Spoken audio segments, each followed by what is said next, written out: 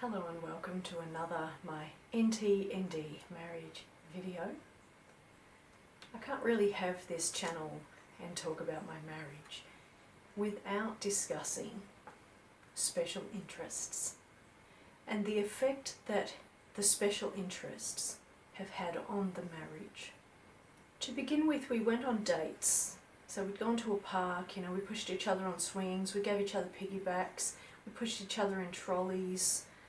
We bought disposable cameras and took photos of each other on outings and, fun things like that. I'd also holidayed at his place for 2 weeks just to see what it was like living there. And while I was there, we did things like go for motorbike rides and sightseeing, nightclub, restaurants, spending a fair whack of time with each other. But he'd had 2 weeks off, so he had 2 weeks to dedicate that time to just spending that with me and us having those 2 weeks together. And so then when we move in with each other, it's still a little bit sort of special because it's early days, so you've still got that kind of honeymoon phase where you just can't keep your hands off each other. You always want to be hugging and kissing and talking and getting to know each other and things like that. So we started off nice, sweet.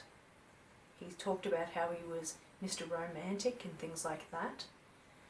And then when we sort of really moved in with each other, that was when I really saw that his interest in TV or sports, really, it was just TV because it played on TV. Had it been in and around our area, he'd have been there to every game or nearabouts. But it wasn't near us, so the only way to have anything to do with it was to watch it on TV. And so he watched TV all of the time, just about every spare waking moment. He would get up, go to work, come home, put the TV on, have some dinner, usually while watching the news. We'd sit at the dining table. He'd insist we'd sit on the dining table, but the telly was always on in the background. And then when dinner was finished, he would sit and watch TV. News, sports, current affairs, that kind of thing. And you couldn't talk to him while he did this. It was, shh, such and such is on, shh. I'm listening to the narrator, shh, just a lot of shushing. And I remember feeling quite irritated by that stage. But again, we were still new-ish, so we were still going on the odd date here or there, but most of our days were spent with him watching TV and me sitting in the same room as him while we didn't talk. And there was no affection, no flirting, no making out on the couch, nothing like that. And I would try to interject conversation, start conversations while the ads were on, talk to him about things that I'd seen on the news, but I would get shut down all the time. And it started to feel really lonely. So even though he's right there with me, it starts to feel really lonely. And some months in, I start asking him about, why aren't we talking? When are we going to start talking? And he said something like, we talked while we were recording, we don't need to say anything to each other now. And I remember being really thrown by that, but still continually trying to keep a conversation going. And if I did talk about things, like a really cool car accident that I avoided, it was only really cool because I avoided it. It was quite scary at the time. But he would say, be quiet, you're always boasting. But then he'd be showing me photos of himself in the newspaper, playing sports and having this really good shot. He was a bit of a local celebrity, to be honest, sports-wise. He was often in the paper. And he didn't see that as boasting, but he saw me talking about anything that I'd ever experienced that was a good news story as boasting. And so it started to get really desperate. A year in, and all we're doing is watching TV all of the time. Like, we're not going on dates. We did the odd restaurant here or there. But we weren't going for walks. We weren't going to the park. We weren't pushing each other in trolleys. I tried to have a water fight with him once when he was cleaning the car and he just lost it. So it started to get really lonely and I started to get really depressed. And it got to a point where I was almost badgering him nightly, you know, can we turn the TV off and have a conversation instead? And he'd get really angry about that. He just did not want to. He would insist that we had nothing to talk about, there was nothing to say, there was nothing that he didn't know about me already, that, you know, or anything that he wanted to learn about me. He learned all he needed to learn. You know, I've got so many siblings, a mum and dad, blah, blah, blah. Black and white stuff. And that was it. And it was not even like you could talk about your day and things like this. And he did start trying to ask me about my day. But it would be like, how was your day? And then he'd be walking off as I gave my answer. And I would just stop talking. I was like, he's not even sticking around to listen. And I didn't know if he expected me to follow him and talk. I wasn't sure. He would just walk off. And when I was first living with him, he would come home from work and I'd be really excited to see him. You know, big hugs and a kiss and how was your day and would you like a drink? And I'd start having dinner prepped and things like this. And he was just so unresponsive. Like, it didn't even seem to please him. And so I would feel constantly shut down, ignored, irrelevant, invisible. And so after nights and nights of badgering him, can we talk, can we have the TV off, can we talk now, can we talk now? And he kept saying, we'll talk tomorrow, we'll talk tomorrow, we'll talk tomorrow. And tomorrow would never come. And then it started to get to a point where he would go to bed at 10:30. I would try to go to bed at the same time as him, hop in bed, sit beside him and try to have a conversation. And he'd shut it down saying, I'm too tired, I just want to sleep.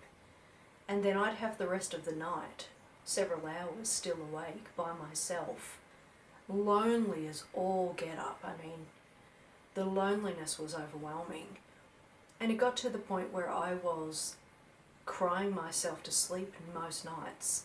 Well, not even crying myself to sleep. I was actually up, sitting in the lounge room, looking out a window at the stars, churning through boxes of tissues because I was that lonely. I didn't bother lying in bed next to him while he slept because that was just even more depressing, and then I probably would have bothered him with my crying and my sadness. And so I would just stay up for hours just feeling really lonely and really lost. And he would know something was amiss because he'd get up in the mornings and there'd be like piles of tissues in the bin. But he wouldn't say anything and we still weren't conversing. So it started to feel like a crevice was opening between us, and he was on one edge and I was on the other. And we weren't connecting at all. So that's sort of the start of how his special interest, which was sports, had an effect on the relationship. It also meant that I couldn't listen to music, which was what I had done before he had got there. I used to be one of those people that came home from work and turned the music on, and I would have the music playing for most of the night. So it'd be playing while I cooked, it'd be playing while we ate dinner, it'd be playing when I washed the dishes, things like that. And so with his sports on all the time and his stereo being in the same place that the telly was, and it wasn't a portable stereo, it was a big system, I couldn't listen to my music. So it started to get in the way of my own joy. I couldn't do what I normally do. And so, for example, I used to clean every Saturday morning, and I would put the music on quite loudly because you want to be able to hear it from every room in the house. And I would clean the whole house from top to bottom while listening to music. And of course, all of a sudden I can't listen to music, so all of a sudden I'm not feeling joy when I cleaned the house. I mean, not that you feel huge amounts of joy cleaning anyway, but music certainly made it more bearable and more fun because you could sing and dance and muck around while you cleaned. And because the sport was on, I couldn't listen to my music, so I'm cleaning the house, having to be relatively quiet because he's watching his TV and I can't make too much noise. And it was really unenjoyable. So that was another effect that his special interest was having on the relationship. I couldn't do my own thing, and I couldn't even bring my own joy into my own world because his special interest, which was sports, was taking over everything. If we had visitors, he would watch the TV while they were here, and we didn't have two rooms, or like a room for him and his TV and a room for me and the guests to mingle, and so then it would get in the way of entertaining as well. And it wasn't even a case of like he would compromise. Like, we've watched sport for the last 3 weeks every day in a row. Yes, you can listen to music today. It was not like that. There was no give or take. In fact, one of the first times that I started to listen to music after we'd moved in together, he came in, barged into the room and said, "Turn that shit off." And he was really angry. And I remember thinking, whoa, why so angry? And so then I turned my music down and tried to listen to it more quietly, but it just wasn't fun. It wasn't the same. And so I couldn't even listen to my music in another room without that bothering him. And so his special interest really started to overtake every aspect of not just his life, but mine. And it was so unenjoyable to me, watching and listening and hearing sport all the time, that I started to feel really resentful. Anytime I'd hear a commentator, I'd cringe, you know, hearing their words and their tone of voice and all that kind of crap. It just annoy me. I hated it so much. It got to the point where as soon as the sports was on, I was in a bad mood. And it was always on, so I was kind of always grumpy, I suppose. But yeah, it was just no give and take, no, well, let's do something this weekend because we watched sport that other weekend. No, we had to watch it today because X person was playing and he wanted to see them play, or such and such was on this part of the ladder and he wanted to see who won. And it's kind of funny because he thought that getting a girlfriend, that the girlfriend was just going to want to do his special interest with him. And that's literally what he thought. He thought I was just going to sit with him day in and day out while he watched sport on the TV, and we didn't talk. There was no affection, there was no flirting. I was just meant to sit beside him on the couch while he watched his sport, and he would get so angry, wowza. If his team was losing or he lost, oh, he'd be ropeable, he'd be pissed off. And then I'd have to be sitting next to him while he's really angry, and that was even further killing the joy. But he wanted me to sit there and watch. Because I've talked about this in another video, I decided at one stage that I was going to set up a music system in the back room and listen to music. So I could come home from work, eat dinner, go into the room, listen to the music while he watched his sports all night. And then I could stay in that room all night, listening to my music for as long as I wanted, instead of having to sort of switch it off when he went to bed because it would be too loud. I would just keep it quiet or have headphones on. And he started to get really annoyed because I wasn't sitting with him all night watching his sport. And yeah, I just thought that was kind of goofy. Like, I don't know a lot of women who really like sport that much that they could watch that many hours of it and still think life is great. And I didn't understand how he thought that. Like, he wasn't doing anything. Sure, he'd go out and mow the lawn on a Sunday or wash his car and things like that. But it would still just mostly be sport. And the dates became less and less.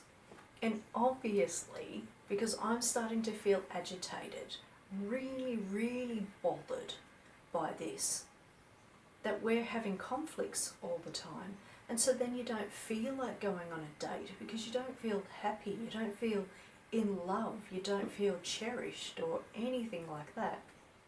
And there was quite often times where we'd get in a car to go somewhere, like shopping, and I would just be in the passenger seat feeling really moody, you know, really miserable and unhappy, disconnected, having a miserable time of life. And he would sort of be saying, should you even be coming? Maybe you should stay home. Because I'd be so annoyed, you know, and I'm like, yeah, maybe I should. And in fact, it did get to a point, obviously, where I would want him to go out and do things like the shopping and not participate, because then I could listen to music while he was gone. And that became my world, sneaking in little times to listen to music when he wasn't around. So in a sense, his special interest overtook my world, and I couldn't even do my own thing. And so yeah, it was a whole lot of killing off the joy, a whole lot of killing off any kind of connection. It killed off my desire to clean the house because I couldn't do it in a way that I enjoyed. It just kind of started killing my mood in general. And yeah, resentment started to build, and I wouldn't go so far as to say hatred towards him, but definitely like a hatred towards sports. To the point now where if I'm somewhere and sport is playing on a TV or whatever and I can hear it, it triggers me. Like I feel this kind of bodily effect where as soon as I hear that commentator, I'm in this kind of dark, dark space. I hadn't minded sports a little bit to begin with when we'd first met, because I did used to watch the odd football game with my dad. And I did sometimes sit up and watch a tennis game with my partner as a way of like participating in something that he liked. But it got to a point where as soon as the sports was on, I was in this kind of really dark space and this really negative mood and very, very triggered. And it was further exacerbated by the fact that he always went to bed at like 9:30, 10, 10:30 at the latest. Admittedly, he did have to get up at the crack of dawn. But if there was a team or a game or something that was on that he really wanted to watch, suddenly he could stay up until 1 a.m. or 2 a.m. to watch it. And so then, of course, I'm starting to feel really jealous and envious and pissed off with the sport because it's getting more attention than I am. Like, he would stay up late for that, but he couldn't stay up from, say, 10:30 till 11:30 having a half an hour conversation with me. So yeah, resentment started to build, and I suppose his special interest became my nightmare. In the middle years, I started to just go off and do my own thing. I did a lot of that. I did a lot of spending time away from him. One time I'd gone away with a friend for like a girls' weekend. It was just her and I. And she was like calling and texting her partner every, I don't know, half an hour to an hour. I mean, they were on the phone to each other a lot. And I remember thinking, what's the point of having a getaway if all you're going to do is just stay attached to your phone with your boyfriend. And she was watching me thinking the opposite. She said to me, have you called your partner yet? How come you all ain't texting each other? And I was like, because it's a weekend away, away from that, you know. So he didn't care that I didn't text or call him, and I didn't care that he didn't text or call me. We had gotten to a point where neither of us wanted to. Neither of us wanted to connect with the other, talk to the other, have anything to do with the other by this stage. We were taking it that my time away was my time out and away from him. And he got to do sport all weekend, no interruptions, no person wanting affection or flirting or compliments or to chat with him. He had that peace and quiet while I got to do my own thing. So by this stage, it had created a rift between the two of us. We were starting to get to a point where we didn't really want to hang with each other anymore. And I mean, the honeymoon phase is finished, so I'm no longer really interested in spending most of my waking hours with him. Like in the early days, both he and I did taekwondo through different branches. And at the start, I'd stopped doing my taekwondo because I wanted to spend, let's say it was Friday night, I wanted to spend that time with him instead. And so I'd miss classes all the time because I wanted to hang with him. Well, that died in the bum. It got to the point where I didn't want to spend time with him because all he was going to be doing was watching sport and ignoring me, or critiquing and fault finding, which had started really heightened about the 7-year mark. And so it got to the point where I really didn't want to hang with him much. And so I think I talked about this in a previous video as well, where his brother had come down for a weekend and I left. I went and stayed with a friend, and he was really miffed because I didn't hang with him and his brother. But I didn't want to fake being happy in a relationship with this guy in front of his brother. I knew that he'd want to hold my hand or put a hand on my knee or something like that. He'd do these things that he does in front of people to make himself look like he's sweet and affectionate and that our relationship is cool. And I didn't want to pretend by this stage.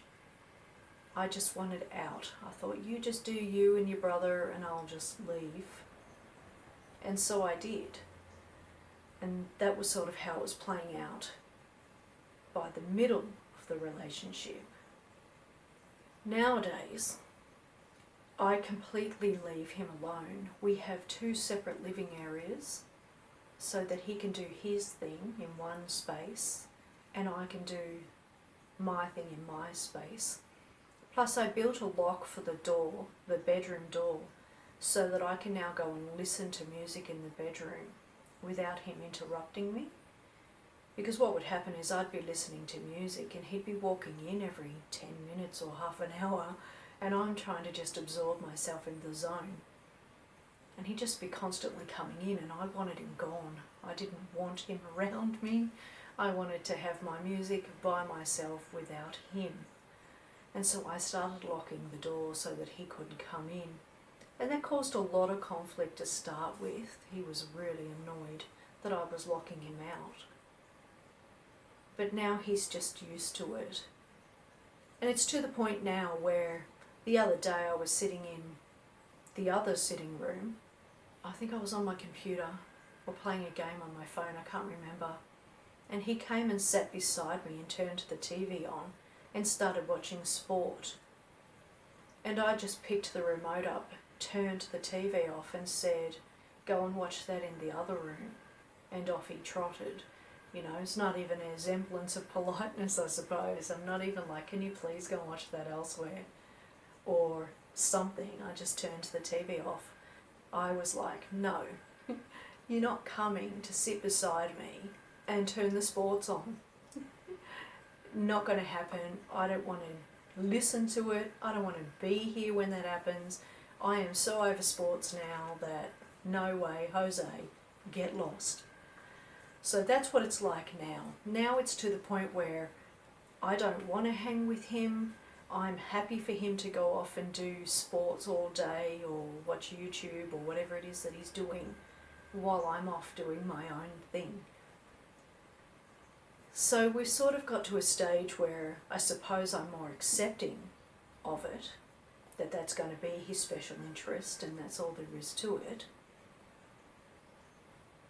And I no longer really sort of feel cut that he doesn't want to flirt or show affection or anything like this, because I got to the point where I didn't want to show him affection anyway, and I didn't want to receive affection from him, because we've spent so many years living together but apart, with him doing his thing and me doing mine, that I no longer desire that from him.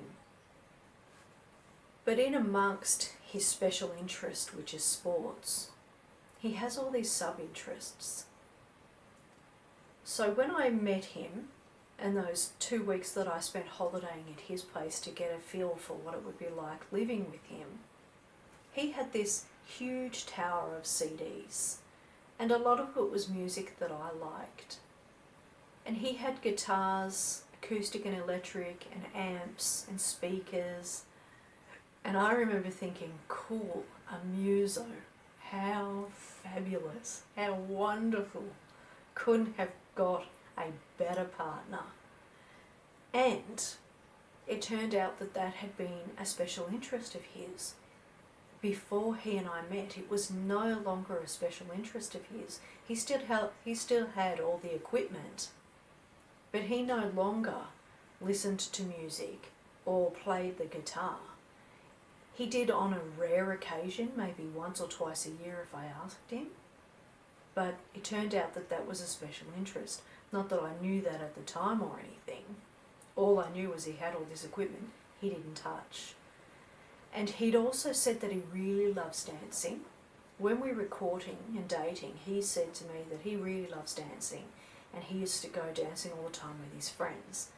And so I'm thinking bonus, because I love dancing. Absolutely love it. And we never went. We've been probably 5 times in the entire time we've been together. So it turned out that that was him just masking. Or probably more to the point, it was him before he had a girlfriend, and going out to a club was a chance for him to meet some ladies and possibly get a girlfriend and go on dates. So once he had a girlfriend, he didn't need to do that anymore, and so it just didn't happen. But also another of his special interests was motorbike riding. When I first met him, he had a motorbike and we used to go on rides together. But it turned out that that was a special interest that he'd done because his mates had gotten into motorcycle riding, and so he'd gone into it to join in with them, and so they'd all go on these long motorcycle rides together. And that wasn't something that he did much anymore either, and he did end up selling his motorcycle because he barely rode it by the time I came along.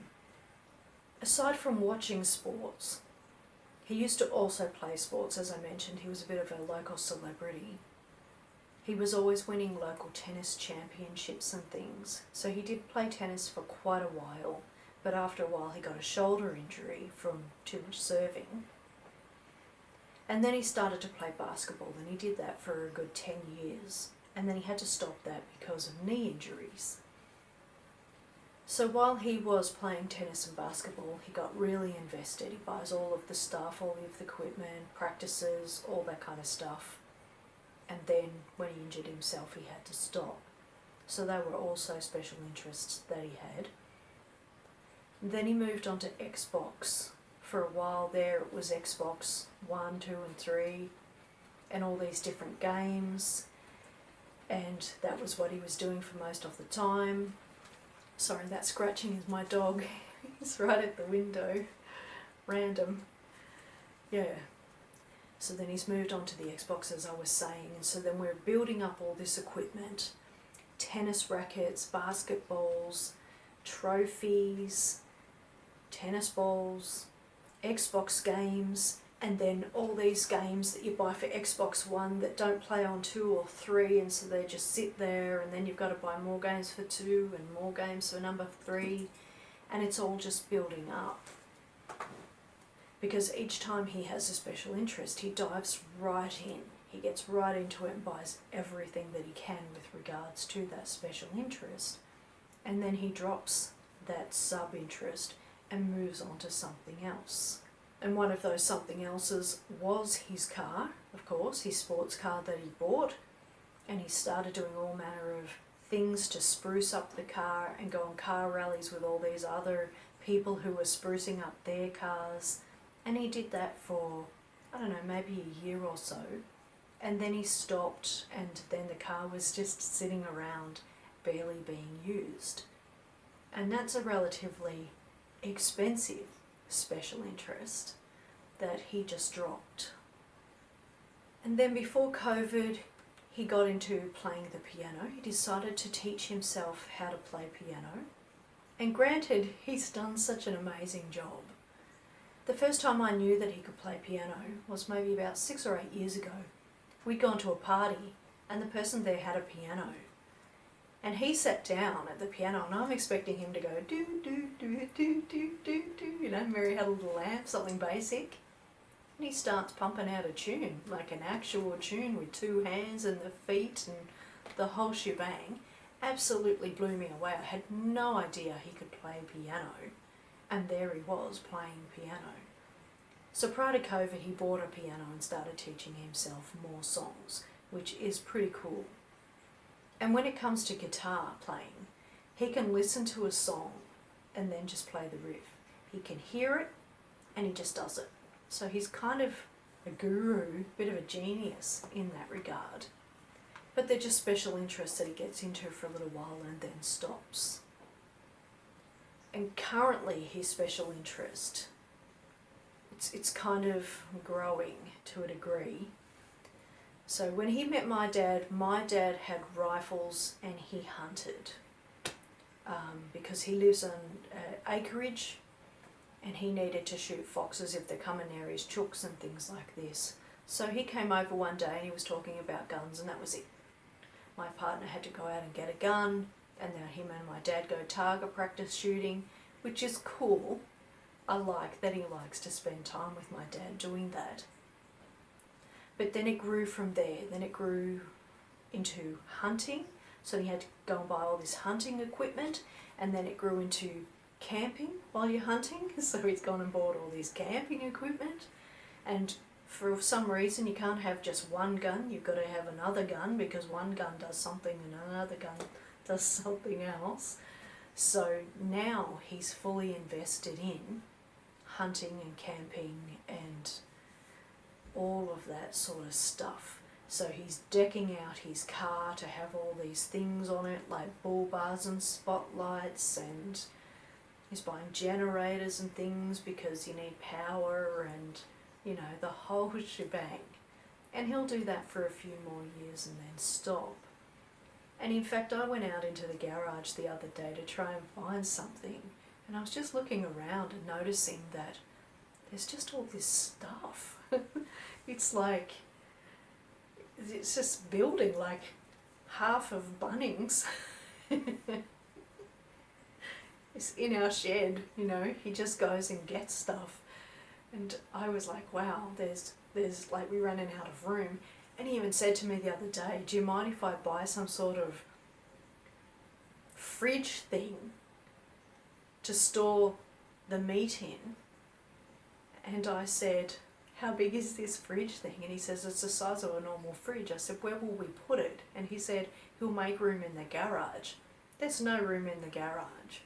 And I said to him, look, to be honest, even though you go hunting a couple times a year, you're kind of only catching something once a year. So buying a fridge for this once a year catch seems a bit excessive. And plus I'm now contending with all of the other special interests that he's had, with all of the stuff that he's purchased that's now just sitting there. So that's also another issue with his special interests, is that he dives right in, he buys all this stuff, then we then end up just having all of this stuff. So yeah, that's his special interest and the random effects it's having on the marriage. So I mean, it's costing a fortune for a starter. It's taking up space, which is problematic because we're kind of running out of room here and there. We've got all these collections of old trophies and blah, blah, blah, blah, blah, blah. I mean, it's kind of chaotic to a degree. But yeah, it's caused all manner of rifts in the marriage. It's kept us distant, it's kept us away from each other. It interfered with my life and how I wanted to live it, listening to music, having people over, things like that. That's just all kind of died in the bum because it's sport, sport, sport and more sport. I mean, even the TVs, we don't just have one, we've got several. I mean, it's just crazy, it just piles up. Anyway, so over to you. What is your partner's special interests? Do they also have sub-interests? Are they like my husband where they dive right in, invest, buy, get stuff, more stuff, and then just leave it and then go on to something else? And I'm curious, is it the same for females who are on the spectrum? Do they also have these kinds of special interests that they dive right into, and spend all this copious amounts of money on? And I mean, in that regard, I'm sure that there must be people whose partners would be putting them into debt with their special interest. I'm just lucky that he doesn't buy anything that he can't afford and that's out of his means. So, lucky in that regard.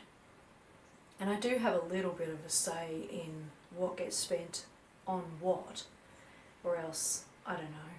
I mean, he's relatively good with money. I don't think he'd do anything crazy, but you never know. Anyway, over to you. Let me know. Does this resonate with you? Can you relate? And how has your partner's special interest / sub-interests affected your marriage? And as usual, I hope that you found this video somewhat entertaining, maybe a little bit eye-opening and enlightening. And if you are on the spectrum, I'd love to hear your thoughts on special interests and how you think that affects your relationship. And as always, thank you so much for taking the time to watch my video.